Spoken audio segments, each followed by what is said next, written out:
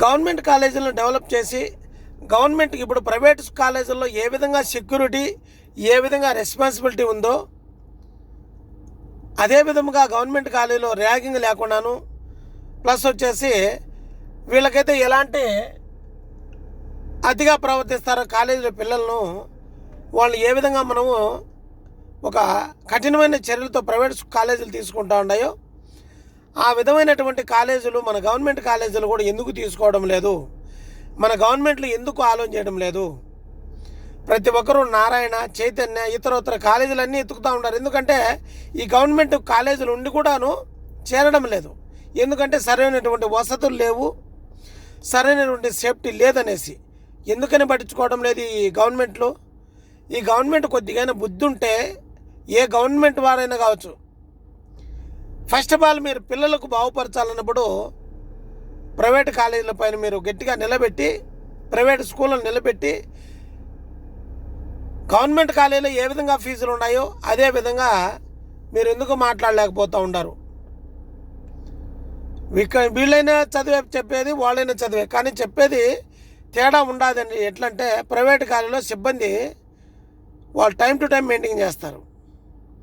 Government కాలేజీలో వచ్చినాములే పోయినాములే అనే విధంగా వీళ్ళు సిబ్బంది ఆ విధంగా ఉంటారన్నమాట. కాబట్టి అదే మనం గవర్నమెంట్ కాలేజీలో గట్టిగా పట్టుకునేస్తే, గవర్నమెంట్ ఇప్పుడునే గవర్నమెంట్ ఏ గవర్నమెంట్ అయినా కావచ్చు, గట్టిగా కాలేజీలు కావచ్చు, స్కూళ్ళను పట్టుకుంటే గవర్నమెంట్ అనేది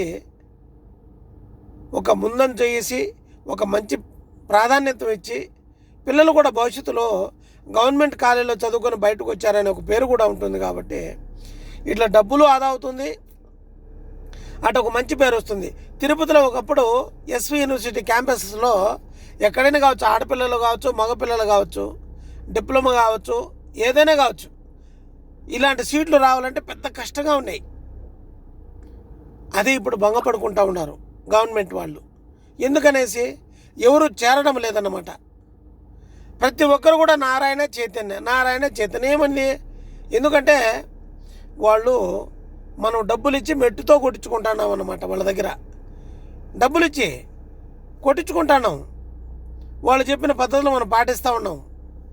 అదే గవర్నమెంట్ కాలేజీలో ఎందుకు ఈ విధంగా జరగడం లేదంటే ఎవరు పట్టించుకోవడం లేదన్నమాట.